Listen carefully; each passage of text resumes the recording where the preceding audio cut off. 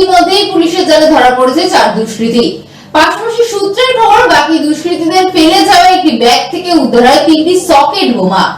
যদিও সেই বোমাগুলি আজ সিআইডি বোম স্কোয়াডের আধিকারিকদের সহায়তায় নিষ্ক্রিয় করা সম্ভব হয়েছে। মালদার গাজলে ব্যাংক ডাকাতি কাণ্ডে পুলিশের জালে ধরা পড়ল 4 দুষ্কৃতী।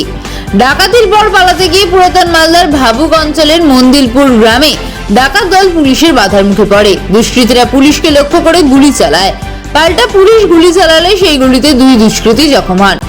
ওই সময় 4 দুষ্কৃতী পুলিশের জালে ধরা পড়ে, যদিও বাকিরা পালাতে সক্ষম হয়।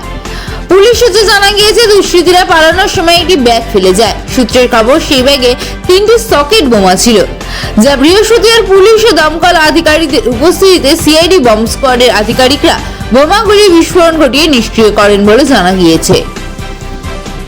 কালকে চোরের গাড়ি আসছিল, পিছনে পুলিশের গাড়ি ধাওয়া করছিল, যেখানে জিসিবি চলছিল। জিসিবির কাছে চোরের গাড়ি আর পালাতে পারেনি, চোর ওখান থেকে নেমে পালাছিল।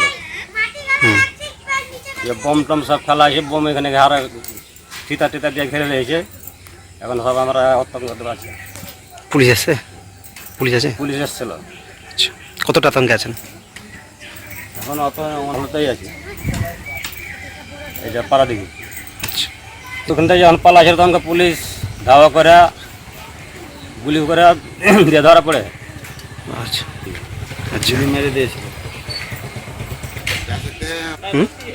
আচ্ছা, কি নাম আপনার? নয়ন ঘোষ।